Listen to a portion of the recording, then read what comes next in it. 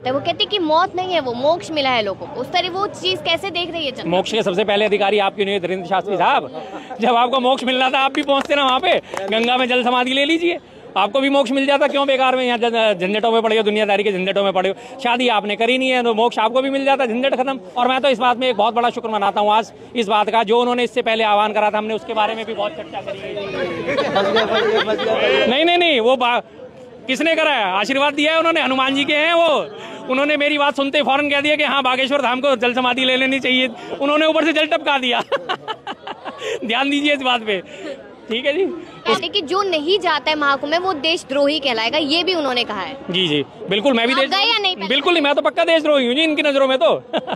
मेरी बात सीधी सी, मैं तो स्वामी रविदास पे यकीन करता हूँ। स्वामी रविदास जो थे उनकी एक ही वाणी थी, मन चंगा तो कटौती में गंगा। मेरा मन चंगा, मेरे लिए यही गंगा, बात खत्म। और अगर मुसलमान वहाँ पे कम्युनिटी मौजूद होती तो आज सारी भगदड़ की जिम्मेदार मुसलमान कम्युनिटी हो जाती, सारी मुसलमान कम्युनिटी से भगदड़ का जिम्मेदार ठहरा दिया जाता।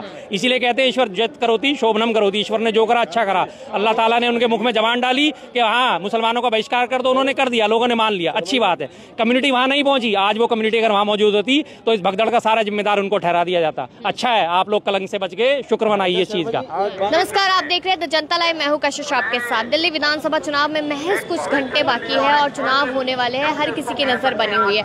इस वक्त हम चांदनी चौक विधानसभा में मौजूद है और तमाम बयान आ रहे हैं, अलग अलग नेताओं के बयान आ रहे हैं। अरविंद केजरीवाल कुछ कह रहे हैं, मोदी जी कुछ कह रहे हैं, रैलियां लगातार ताबड़तोड़ चल रही है। तो इसी मुद्दे पर चर्चा करने के लिए शर्मा जी हमारे साथ है। सर सीधा सवाल तो मेरा ये है कि कांग्रेस को क्यों पसंद कर रहे हैं? कांग्रेस को पसंद इसलिए कर रहे हैं क्योंकि उन्हें अपनी पुरानी यादें ताजा हो रही हैं सबकी। 10 सालों के इसके कुशासन को देख लिया उन्होंने, आम आदमी पार्टी को, और 10 साल से जो केंद्र का कुशासन है दोनों को देख लिया। आज इस क्षेत्र में आपने आगे देखा होगा कितनी भीड़ इकट्ठी हुई है। मध्य दिल्ली है, दिल्ली का दिल है, और इस मध्य दिल्ली के होने के बावजूद यहाँ की हालत इतनी खराब हुई पड़ी कि गंदगी से अटा पड़ा है पूरा का पूरा शहर। ये पूरा पुरानी दिल्ली जिसकी कभी खूबसूरती बखान करी जाती थी, आज उस चांदनी चौक की हालत ऐसी हुई पड़ी है कि गंदगी के मुकाबले कोई नहीं, अंबार लगे पड़े गंदगी के, बुरा हाल हुआ पड़ा है गंदगी का। ट्रैफिक जाम आप देखें, केंद्र सरकार के अधीन ट्रैफिक जाम आता है, दिल्ली में एलजी है, पुलिस उनके अधीन में है, लेकिन उसके बावजूद भी यहाँ ट्रैफिक जाम की हालत इतनी खस्ता हुई पड़ी है कि आप जरा सा बाहर निकलिए, आपको अवैध ट्रैफिक वाले, अवैध ऑटो वाले, अवैध रिक्शा वाले इतने मिलेंगे लाइन से कि आपको निकलने की जगह तक नहीं मिलेगी। आपने पीछे ध्यान दिया था, केजरीवाल साहब ने एक भाषण दिया था, मैं मोदी जी को चैलेंज करता हूं कि अपने 22 राज्यों में ये अपनी घोषणा जारी कर दें, तो उसके बाद मैं उनसे बात करने को तैयार हूं, मैं उनके लिए खुद प्रचार करूंगा। याद है ना आपको उनका बयान? तो उसके बाद उन्होंने, आपने ध्यान दिया कि उन्होंने कांग्रेस को क्यों चैलेंज नहीं करा? कांग्रेस की भी 3 राज्यों में सरकारें हैं, लेकिन उन्होंने कांग्रेस को चैलेंज नहीं करा था। नहीं, उन्होंने कांग्रेस को चैलेंज क्यों नहीं करा था? उन्हें पता है कि कांग्रेस जो वादे करती है वो पूरे करती है, चाहे वो आप हिमाचल ले लीजिए, चाहे कर्नाटक ले लीजिए, चाहे तेलंगाना ले लीजिए, हर जगह वादे पूरे करे कांग्रेस ने। तो उन्होंने कांग्रेस को चैलेंज नहीं करा। उन्हें अगर वो दिल्ली में चैलेंज करना होता तो दिल्ली में कांग्रेस को चैलेंज करते कि हाँ आप ये करके दिखाइए। मैं आपको बात बताता हूँ, अब देखिए दोनों की आप मिली भगत। बीजेपी ने अपने घोषणा पत्र में 8 मुद्दे बनाए, मुख्य बिंदु, 8 घोषणाएं करी। आम आदमी ने भी 8 ही घोषणाएं करी हैं। 8 के 8 वादे जो हैं वो फर्जी हैं। कांग्रेस ने कितनी करी है? मात्र 5। वो 5 वो करी है जो वो पूरे कर सकते हैं वादे। ये नहीं कि मैं दिल्ली की हर महिला को 2100 रुपये दूंगा। केजरीवाल साहब ने घोषणा कर दी, आपने मान लिया, आपने सुन लिया, आप लोग खुश हो गए, हर महिला को 2100 रुपये मिलेंगे। आज दिल्ली में 1,57,00,000 वोटर रजिस्टर्ड हैं, उनका आप हाफ भी लगाइए परसेंटेज तो महिलाओं का हो गया। जो 18 साल से ऊपर है, बालिग महिलाएं जो वोट देने के अधिकारी हैं, कितने बैठे? अप्रॉक्सीमेट 80 लाख। 80 लाख महिलाओं को 2100 रुपये महीना दे देंगे? नहीं दे पाएंगे ना। तो उन्होंने झूठ फैला दिया, फैलाना था। वादा किया था वो भी निभाए, और जो कर रहे हैं 15 गारंटियों की बात करें वो भी निभाएंगे। तो कह ही तो रहे हैं ना, मैं आपसे बताता हूँ, मुझे इसी बात का हिसाब दे दें। 1,57,00,000 वोटर रजिस्टर्ड दिल्ली में, हाफ कितने हुए? 80 लाख। 80 लाख महिलाएं हुए। केजरीवाल साहब ने बोला हर महिला को 2100 रुपये दूंगा। 80 लाख महिलाओं को 2100 रुपये महीना दे देंगे वो। 8 दूनी 16, कितने महीने का हुआ? 1 महीने का बजट बैठेगा 16,000 करोड़ रुपए। दिल्ली का टोटल बजट कितना? 72,000 करोड़ रुपए। 16 पंजे 80, 5 महीने में सरकार गई, सारा बजट गया। कहाँ से देंगे? कांग्रेस ने क्या घोषणा करी? गरीब महिलाओं को 2500 रुपये देंगे। जो गरीब है, जो वास्तविक गरीब है, उन्हें देंगे। उन्होंने ये तो नहीं कहा हर एक को आपको देंगे, इनको देंगे, जो कमाने वाली है, जो इनकम टैक्स पेयर है, वो नहीं देंगे। इसलिए उन्हें पता है कि कांग्रेस को मैंने चैलेंज करा तो मेरे चैलेंज धराशायी हो जाएंगे। सीधी सी बात है। कहा जा रहा है लगातार कि पानी बिजली फ्री दिया जा रहा है, वो भी देंगे। और देखिए भाजपा भी कह रही है कि ये योजनाएं हम रखेंगे तो जनता हमें मौका दे। दिल्ली को नंबर 1 बनाने की भी बात हो रही है। तो दिल्ली को नंबर 1 बनाने से रोका किसने है? कांग्रेस को। ये कांग्रेस की सरकार नहीं है, ठीक है जी, कांग्रेस को आप दोष जितना मर्जी दीजिए, कोई दिक्कत नहीं। आम आदमी की सरकार है, दिल्ली को नंबर 1 बनाने से आपने रोका? एमसीडी आपके अधीन है, सफाई व्यवस्था आपके अधीन है, कितनी सफाई है सड़कों पे पूछ लीजिए, सारी पब्लिक यहाँ खड़ी है। थोड़ा सा अंदर का जरा सा सर्वे कर लीजिएगा गलियों का, कितनी आपको गंदगी मिलेगी। 2 साल पहले है, ये देखिए टूटी सड़कें, सारी की सारी सड़कें बनाना पीडब्ल्यूडी का अधिकार, पब्लिक वर्क्स डिपार्टमेंट दिल्ली सरकार के अधीन आता है। सड़कें आप सारी इनके हाल बेहाल। एमसीडी 2 साल पहले तक केजरीवाल साहब के पास नहीं थी। उन्होंने सबसे कहा अरे साहब हमें एमसीडी में जिता दो, हमें बहुमत दिला दो, हम दिल्ली को चकाचक कर देंगे, पेरिस बना देंगे, लंदन बना देंगे।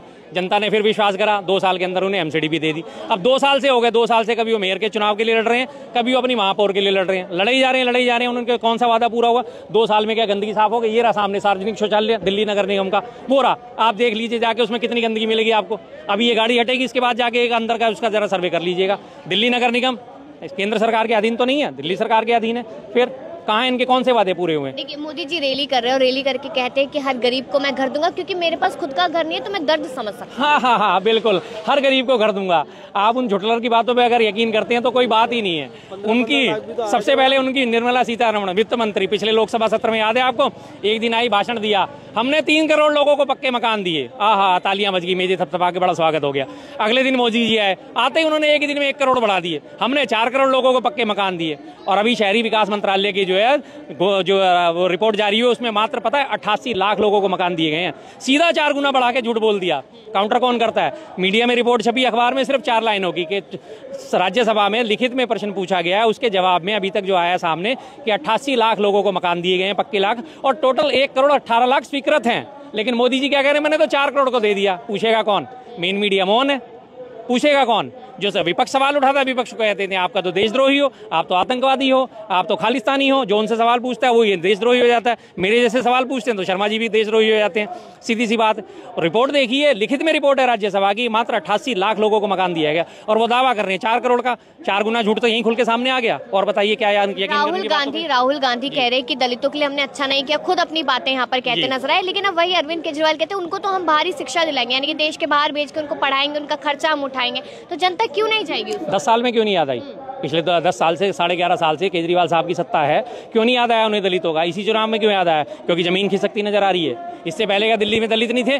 इससे पहले क्या दिल्ली में वाल्मीकि नहीं रहते? इससे पहले क्या दिल्ली में अल्पसंख्यक नहीं थे? इससे पहले क्या दिल्ली में जाटव कम्युनिटी नहीं रहती?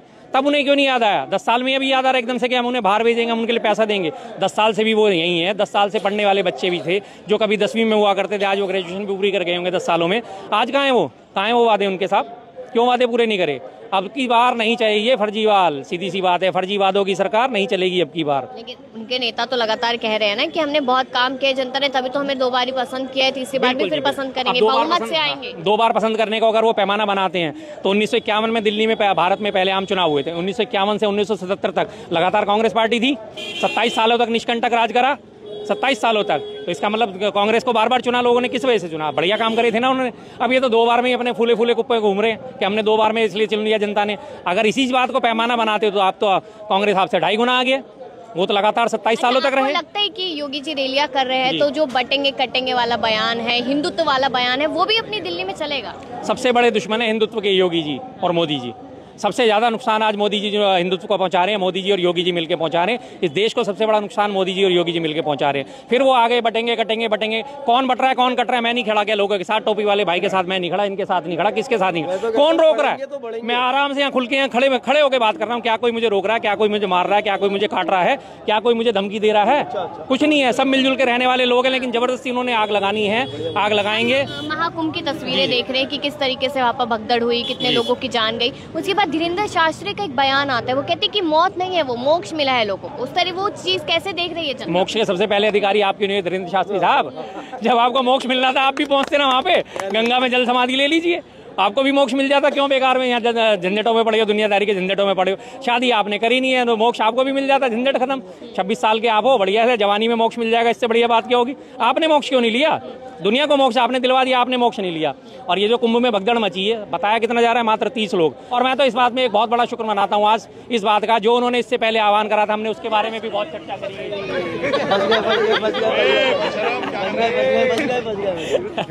कोई बात नहीं। हाँ, नहीं, वो किसने करा है? आशीर्वाद दिया है उन्होंने, हनुमान जी के हैं वो। उन्होंने मेरी बात सुनते ही फौरन कह दिया कि हाँ बागेश्वर धाम को जल समाधि ले लेनी चाहिए। उन्होंने ऊपर से जल टपका दिया। ध्यान दीजिए इस बात पे, ठीक है जी। आपको नहीं लगता है कि हम जिस तरीके से तमाम बयानबाजी देख रहे हैं, यहाँ पे महाकुंभ वाला मुद्दा है और अब योगी जी का दिल्ली में आके बयान देना, तो ये सारी चीजें इफेक्ट कर सकती है? देखिए जी, महाकुंभ के लिए तो मैं सबसे बड़ी बात कहता हूँ कि भगवान का बहुत बड़ा शुक्र है, अल्लाह ताला का बहुत बड़ा शुक्र है जो इन्होंने कुंभ से पहले आह्वान करा था कि मुसलमानों की एंट्री बैन कर दी जाए, मुसलमानों को एंट्री नहीं करने देंगे। बहुत अच्छा हुआ, मैं कह रहा हूँ ईश्वरियत करोती शोभनम करोती। अगर मुसलमान वहाँ पे कम्युनिटी मौजूद होती तो आज सारी भगदड़ की जिम्मेदार मुसलमान कम्युनिटी हो जाती, सारी मुसलमान कम्युनिटी से भगदड़ का जिम्मेदार ठहरा दिया जाता। इसीलिए कहते हैं ईश्वर जत करोती शोभनम करोती, ईश्वर ने जो करा अच्छा करा। अल्लाह ताला ने उनके मुख में जबान डाली कि हाँ मुसलमानों का बहिष्कार कर दो, उन्होंने कर दिया, लोगों ने मान लिया, अच्छी बात है। कम्युनिटी वहाँ नहीं पहुंची, आज वो कम्युनिटी अगर वहाँ मौजूद होती तो इस भगदड़ का सारा जिम्मेदार उनको ठहरा दिया जाता। अच्छा है, आप लोग कलंक से बच के शुक्र मनाइए इस चीज का। बात के अगर धर्म को हटा के जी, धर्म को हटा के एक और ये यहाँ पे कहते हैं कि जो नहीं जाता है महाकुंभ में वो देशद्रोही कहलाएगा, ये भी उन्होंने कहा है। जी जी बिल्कुल, मैं भी आप गए या नहीं? बिल्कुल नहीं, मैं तो पक्का देशद्रोही हूँ जी इनकी नजरों में तो। मेरी बात सीधी सी, मैं तो स्वामी रविदास पे यकीन करता हूँ। स्वामी रविदास जो थे उनकी एक ही वाणी थी, मन चंगा तो कटौती में गंगा। मेरा मन चंगा, मेरे लिए यही गंगा है, बात खत्म। और ये गंगा वाटर, मैं जहाँ जमुना पार में रहता हूँ वहाँ सोनिया विहार से प्लांट से पानी आता है, वो भी गंगा वाटर आता है, तो मैं तो रोज गंगा में नहाता हूँ। मुझे क्या जरूरत है कि वहीं जाके मैं नहाऊं? और मेरा मन चंगा होगा, मैं गरीबों के लिए विद्वेष नहीं रखता, भूखे को मैं रोटी खिला देता हूँ अपनी सामर्थ्य अनुसार, इज्जत करता हूँ महिलाओं की, तो मेरे लिए तो मन चंगा है, तो मेरे लिए तो वैसी गंगा है। ऊपर वाला तो सब देख रहा है, गंगा में आए ना है। गंगा में जाता कौन है? जिनको अपने पाप धोने होते हैं, जिन्हें डर लगता है कि हमारे पाप ज्यादा बढ़ गए, अब जाके गंगा में नहा लो, हमारे पाप कुछ कम हो जाएंगे। तो मुझे तो तमाम नेता गए, उस हिसाब से तो तमाम नेता भी गए। जी जी बिल्कुल, नेता भी गए।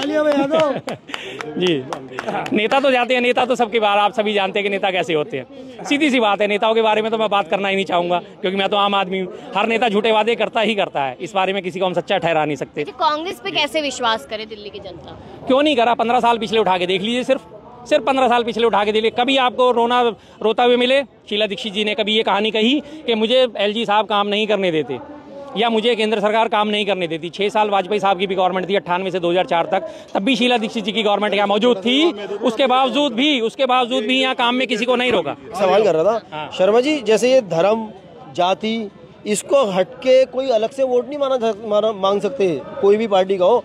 अब ये तो हमारे देश के लिए बहुत बड़ी विडम्बना है। एक तरीके से देखा जाए तो घर में फूट डली है। ठीक है, अभी घर में फूट डली है ना। एक नारा याद करो, जात पे ना पात पे वोट लगेगी बस। अच्छा, इस है याद या नहीं है? नहीं, वो सब बता दीजिए, एक बात बता दीजिए मुझे, आज तक कांग्रेस के इतिहास में कभी उसने धर्म के नाम पे वोट मांगे हो, शहीदों के नाम पे वोट मांगे हो, मंदिरों के नाम पे वोट मांगे हो, सैनिकों के नाम पे वोट मांगे हो? पूरी कांग्रेस का इतिहास भरा पड़ा है। इंदिरा गांधी जी शहादत दी, राजीव गांधी जी ने शहादत दी थी, लेकिन आज तक कभी प्रियंका गांधी जी के भाषण में, राहुल गांधी जी के भाषण में कभी उनको याद करा गया इस मामले के लिए कि उन्होंने देश के लिए शहादत दी थी, तो इसलिए वजह से आप हमें वोट दीजिए? वो उनकी शहादत जरूर याद कराते हैं, लेकिन ये कभी नहीं कहते कि मुझे वोट दीजिए। कर रही हूँ केजरीवाल की सरकार, और केजरीवाल खुद लगातार ये कह रहे हैं कि कांग्रेस हो या फिर बीजेपी हो, हमारी कॉपी कर रही, कॉपी कैट हो चुकी है पूरी तरीके से। अच्छा केजरीवाल साहब से 2-4 सवाल मैं अभी पूछना चाहूंगा, कभी मेरा आमना सामना उनसे अगर हो गया तो ये सारी योजनाएं जो उन्होंने दिल्ली में चालू करी, आज वो आपने फ्लाईओवर का जो उद्घाटन करा, आतिशी जी ने पूरे 10 साल में एक फ्लाईओवर का उद्घाटन करा है, ये किसकी कॉपी है साहब? स्कूलों का कायाकल्प करने की कॉपी, ये किसकी कॉपी थी? जब स्कूलों के एमसीडी स्कूलों की स्थापना, दिल्ली सरकार के स्कूलों की स्थापना जो हमारे कांग्रेस शासनकाल में हुई थी, उनको आपने रंग रोगन करके अगर ये कर दिया, उन्हें बढ़िया बना के आज आप कॉलर खड़े कर रहे हैं, तो ये किसकी कॉपी है? कौन सा काम आपने दिल्ली में नया करा है? पानी के बिल कभी आपके आते थे? 100, 200, 150, 50 रुपये पानी का बिल आता था, और 100, 150, 200 रुपये में भी आपको 24 घंटे पानी मिलता था। अगर 15 साल पहले आप याद करोगे, आपको मोटर लगाने की जरूरत नहीं पड़ती थी, 4 मंजिल तक पानी ऊपर चढ़ जाता था, इतना प्रेशर आता था रात को और सुबह के टाइम, सुबह और शाम तो इतना प्रेशर, और दिन में आप कभी भी नल खोलो आपको पानी हमेशा मौजूद होता था। आज आप नल खोल के देख लीजिए, आपको पानी नहीं मिलेगा जब तक आप मोटर नहीं चलाएंगे, और मोटर चलाएंगे तो आपको गंदा पानी मिलेगा। 2 चीज़ों की गारंटी बिल्कुल पक्की है।